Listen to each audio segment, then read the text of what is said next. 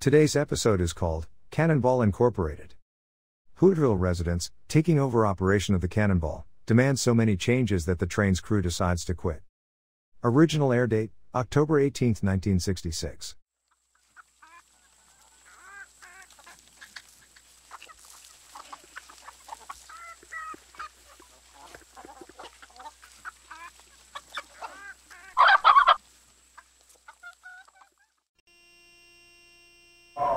Come ride the little train that is rolling down the tracks to the junction. Forget about your cares, it is time to relax at the junction. Lots of curves, you bet, and even more when you get to the junction. Petticoat Junction. There's a little hotel called the Shady Rest at the junction. Petticoat Junction. It is run by Kate. Come and be her guest at the junction. Petticoat Junction. And that's Uncle Joe. He's a moving kind of slow at the junction. Petticoat Junction.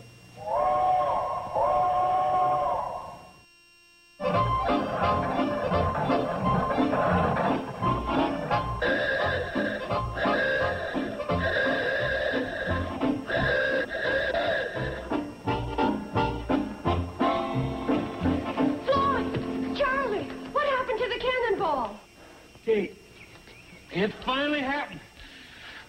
Dead man's curve. We didn't make it. You wrecked her? You ran off the track? Was anyone hurt? Only the poor old Cannonball. Oh, Kate, it was pitiful. There she was, lying on her side, gasping the last of her steam. Well, were you speeding? Kate, you know I always exercise caution on dead man's curve. You were going 14 miles an hour. 13 at the most. I say 14. 13, 14, what difference does it make? The Cannonball wouldn't have gone off the tracks at that speed. My point exactly. Well, then, would you care to speak up, Mr. Fireman? Speak up about what? If I told that man once, I've told him 100 times. You can rip up one railroad tie from the track and burn it in the firebox. You can rip up every other tie and burn it in the firebox, but you can't rip up 4 in a row. Something's going to give. So this morning at 8:04 on Dead Man's Curve, something gave. Well, I ain't all that much to blame. I wouldn't have burned 4 except them tires is full of wormholes. And tires full of wormholes burn like that. Especially when you got an engineer hollering, more steam, more steam. Boys, quarreling isn't going to do any good. Come on up and let's have a cup of coffee and figure this thing out. Come on. Cut it out. Come on up. I'll tell you what to do. Thanks for the coffee, Kate. Yeah, thanks a lot. Oh, don't mention it, boys. Now, don't worry about the mail or your supplies. We'll still service you by handcar. I don't think I'll be needing much in the way of supplies. I don't imagine many guests will be coming out here on a handcar. Well, we'll be doing the pumping. It ain't hard. For you, it ain't hard. He does all the lifting up, and I do all the pushing down. Don't forget, I'm the one that sings row, row, row your boat to keep us in time. I'm sure it's a fine team effort. Well, look who's here. Back so soon? What's the matter? The Cannonball will be back in service before you know it. I took care of everything in Hooterville. Hooterville? You've been gone less than an hour. How could you get... What is that awful smell? I shrewdly remembered that Steve was crop dusting today, so I bummed a ride from him on his area plane. On the way back, we dusted Ed Albie's tomatoes, and the wind was blowing the wrong way. I was wondering why those flies hit the floor when you came through the door. And Uncle Joe, before you wash up, how about crawling through the attic? It'll save us spraying for spiders. Any more remarks like that, and I won't tell you how I saved the Cannonball. Oh, well, I'm sorry, Uncle Joe. Why don't you, go over by the door and tell us? Well, go ahead, Uncle Joe. Tell us about the Cannonball. It's being saved because I had the presence of mind to call the CNFW Railroad and ask them if they had insurance on her. Well, if they have, it's sure news to me. Well, then it's sure news to you. They not only have insurance, but they're going to take care of the whole $300 damages right away. Joe, you and me have had our differences, but you're okay. That goes for me, too. What's the matter, Kate?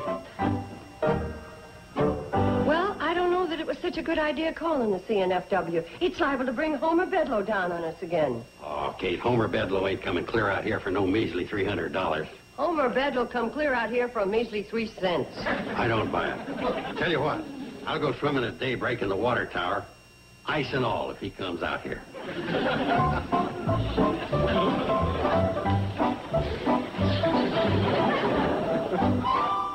Greetings, Mr. Bedloe. I'll get my bathing suit and ice pick. Mr. Bedloe, why are you here? Why am I here? Why, my dear lady, when I heard that the good people of the Shady Rest were in distress, only one thought entered my mind. To come out and kick us while we're down. That hurts. However, I shall carry on, process the insurance claims, see that fair play is done. Wait a minute. You mean you're here to process the insurance claim to repair the Cannonball? Well, why else should I be here? I can think of 100 reasons. But believe me, helping us isn't one of them.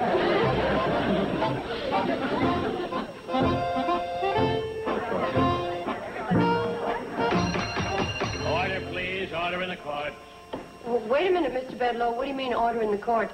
This isn't a court of law. Any dang fool can see it's a hotel lobby. Well, Mr. Bedloe? No, Mrs. Bradley, this is not a court of law per se. It is rather a quasi-official inquest into the causes, responsibilities, and delinquencies, if any, pertinent to the derailment and subsequent suspension of service of the common carrier known officially as the CNFW number 8, or unofficially or colloquially as the Cannonball. What'd he say? I don't know, but he sure said it good. We ought to have him give a talk at our lodge meeting. Now, we're all here for the purpose of processing the claims so vital to the resumption of rail service in this lovely little valley. Kate, it looks like he's really trying to help us. What do we do? Well, we give him the benefit of the doubt, and we cooperate with him to the best of our ability, stand behind him foursquare, and watch him like a hawk. Now then, were there any witnesses to the accident? Oh, Mr. Pratt, Mr. Smoot, 2 witnesses. 3. 3? Yeah, me and Charlie and Earl Farley's cow. Earl Farley's cow couldn't be a witness, Floyd. She was standing right there by the track, clear-eyed as all get out. Well, I'll indicate that the cow was on the scene. Lillian Gish. Lillian Gish? Earl always names his cows after famous movie stars. Got a bull named Milton Sills. Oh, you ain't helping the man none. Well, thought it was. Seems to be a stickler for details. Well, now, when the Cannonball came around this dead man's curve, how fast was it going? 14 miles an hour. 13 miles an hour. Well, what was it, 14 or 13? Have it his way. Don't make no difference anyhow. We was gonna run off the track with all them ties missing. What did you say? What tie's missing? 4 in a row, right where he ripped them up for fuel. Oh, what a pity. We haven't a leg to stand on. What's that? Well, obvious case of negligence on the train crew's part. Insurance will be denied. Case is closed. You mean you, as an official of the CNFW Railroad, are going to say that your own company was negligent? How can I be anything but honest? But that means the Cannonball will never run again. What a crying shame. Oh, they won't be working on the railroad.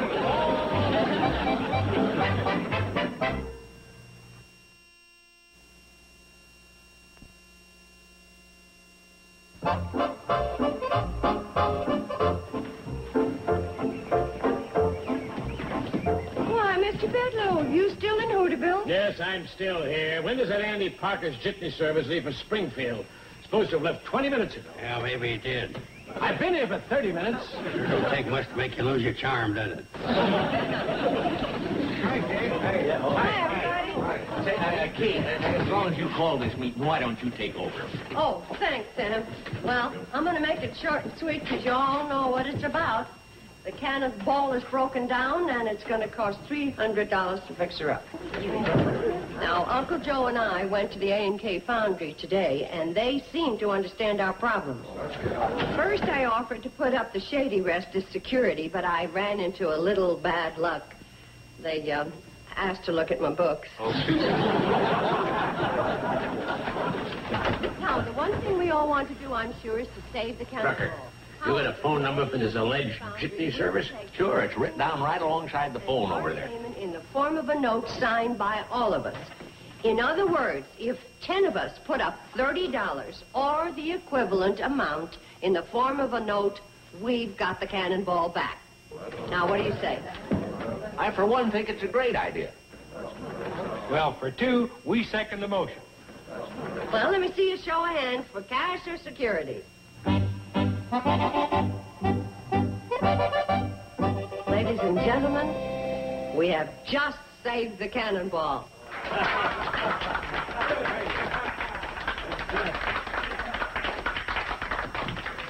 You hear that, Bedlow?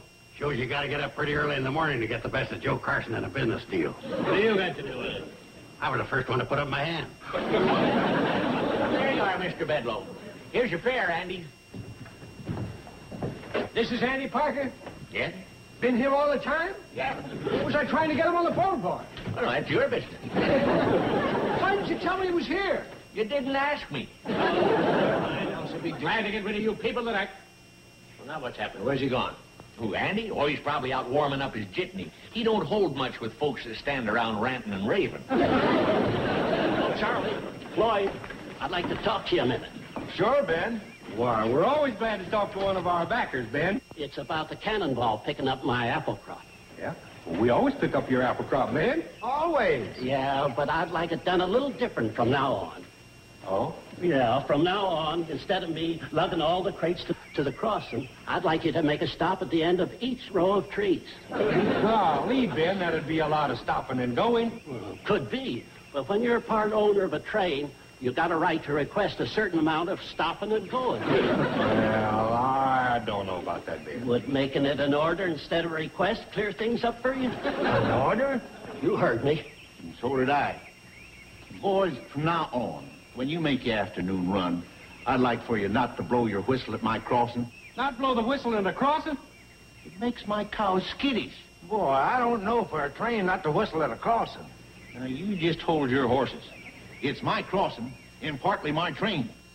So you just consider that an order, too. Come on, Ben. Yeah, a double order.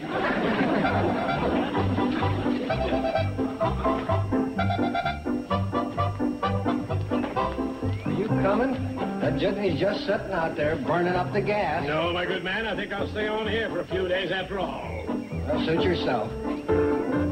Oh, that lovely dissension. Here, girl. Just stretch this out across there. Doesn't that look good, Kate? We're going to hang it up at the Shady Rest Station. It's wonderful, Uncle Joe. This is a proud day, the return of the Cannonball. Oh, Mr. Bedlow, be careful of those steps. The carpet is loose. Kate, why'd you tell him to spoil everything? Aren't you a little premature with all this? What do you mean? You're assuming that your little band of incompetents will actually succeed. I say, let us see. Well, for your information, Mr. Bedlow, we have succeeded. Right at this moment, the Cannonball is preparing to leave Hooterville. On her remaiden voyage.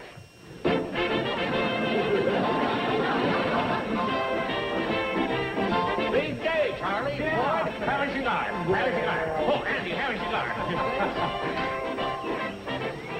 Hey, this is a big day, ain't it? Well, Sam ain't handed out cigars since the day he got the meat slice.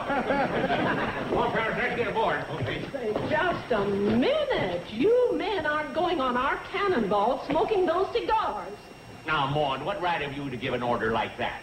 The right of a stockholder. Well, we're all stockholders, too. Yeah.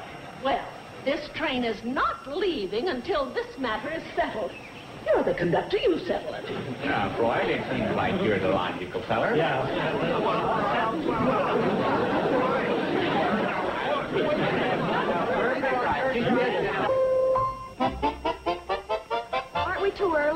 Well, you never can tell. Charlie might try to show off and make a record run.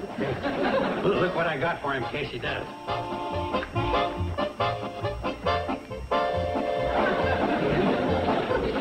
What is it? That's something I saw on TV, where the good car crashes through, see, and beats the bad car. What's with you? I was just thinking, what if the paper's too tough for the Cannonball to crash through? Pedro, your radiance spreads over this valley like a swarm of locusts. Pay no attention to him. Come on, we better rehearse. For what? You'll see. All right. Ready? 1 and 2 and... Clickety-clack, clickety-clack. What's the best train on the track? Cannonball! I may need Dramamine.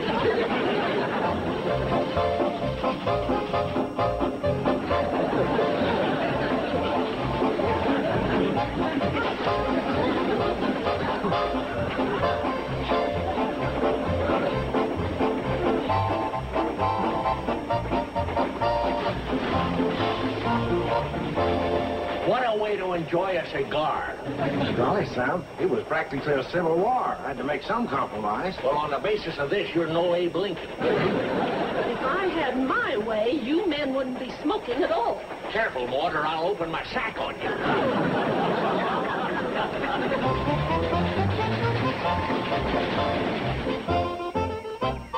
What do you suppose is keeping them? They'll be along soon. Want to rehearse your cheer again? Better not. My pom-pom is beginning to molt. Maybe the train won't come. Maybe you took a wrong turn. The Cannonball will get here, and it'll get here on time. When's on time? When it gets here. I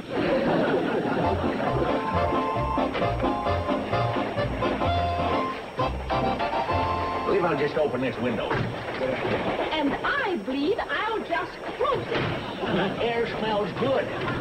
It muffles my hair. Well, then take your hair off and put it in a box till we get to fish. Conductor!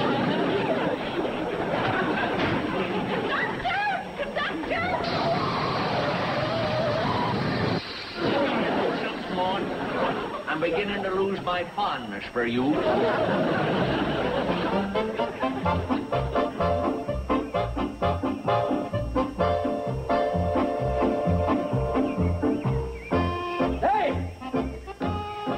What do you think's coming down the track? What? Nothing.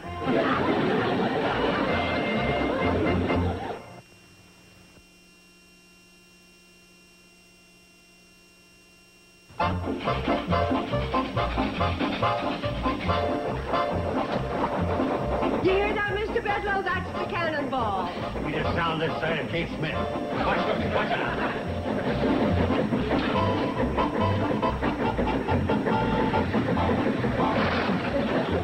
Hi, she broke through. 1, 2,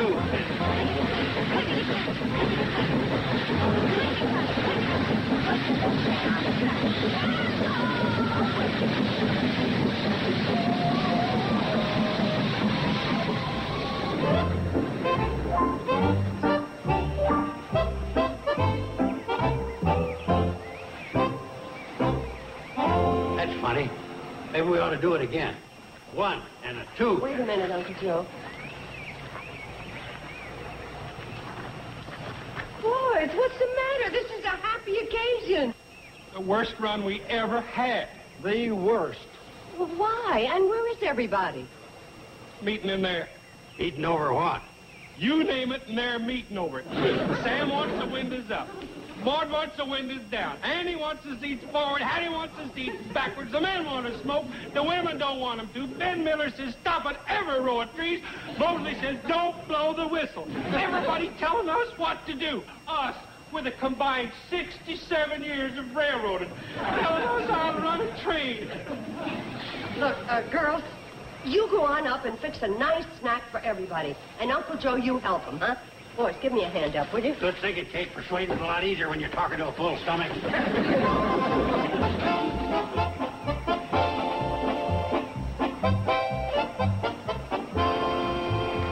You know, I don't blame you fellas feeling the way you do. I understand what you're going through. Well, I'm glad somebody understands. Even if it's only you. That's all right. I don't bear a grudge. You know, we railroaders must stick together against them. What do you mean? What can we do? Well, I know what I'd do if I were you. What? Come with me.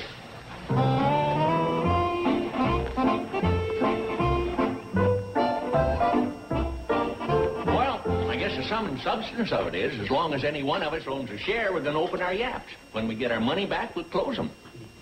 And that about sums it up, huh? Well, we can't get any money, so I guess I'll have to talk to Floyd and Charlie and see if we can get them to live with it.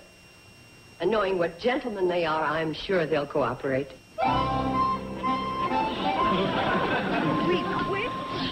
Wonder why they do a thing like that. Well, that's what I'd like to know. Floyd! Charlie! Floyd! Charlie! Hi, Kate. You want us? What are you doing up there? Enjoying our retirement. Enjoying it a lot. Retirement? Where did you get such a silly idea? We were advised by our counsel. Your counsel? How do, Bradley? I might have known. Come out of there, you soggy Benedict Arnold. Boys, come down here. I want to talk to you. Have your people agreed to cease interfering in the railroad? Well, no. I thought not. Come, Charles, your turn to dive for the nickel. Wait a minute. Boys, if you don't come down out of there, I'm going to pull down that spout and drain every drop of water out of that tank. We'll hold the trump cards. Why not? Come on, men. What are you going to do, Kate? Oh, I don't know, but we can't let Homer Bedloe get away with this. That's for sure. Here they come. Boys... Oh. All right, Kate, we're covered. Oh, are you covered? These suits was all we'd find in the baggage car. They're a little old-fashioned. You should have tried wearing mail sacks. Now, just a minute. Don't let her intimidate you or change the subject. Mrs. Bradley, these men have had it. They're going to work for me on the main line and leave the Cannonball. Is that true, fellas? Well, it would be nice to get back to the big time. And folks was mean to us. Criminy, are you that thin-skinned? Look at the other side of it. If you hadn't a rector, none of this would ever happen. Well, it wasn't our fault. Somebody else take up them ties? No, I took them. But I wasn't the worm that ate holes in them. That's the core of the whole matter. If there's any fault, it's them wormhole ties. You know, you're right. And Mr. Bedloe, think what that means. What does it mean?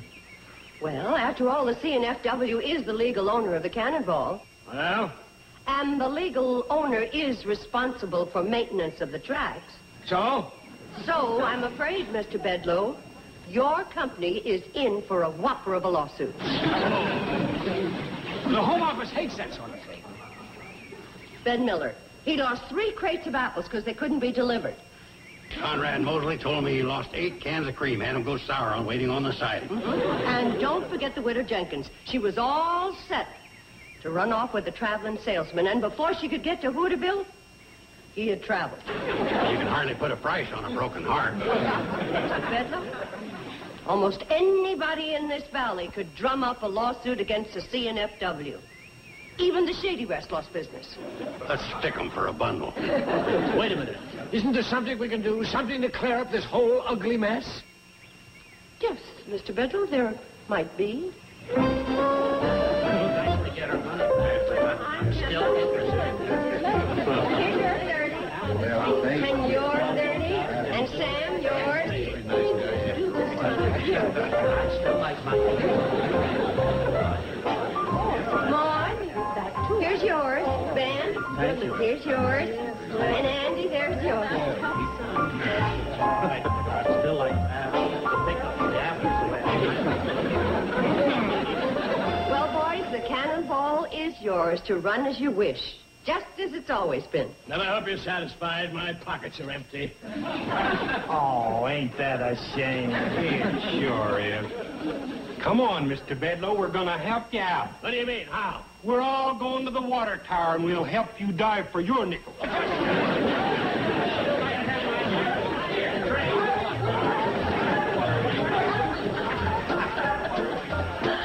Well, Kate, I've done it again.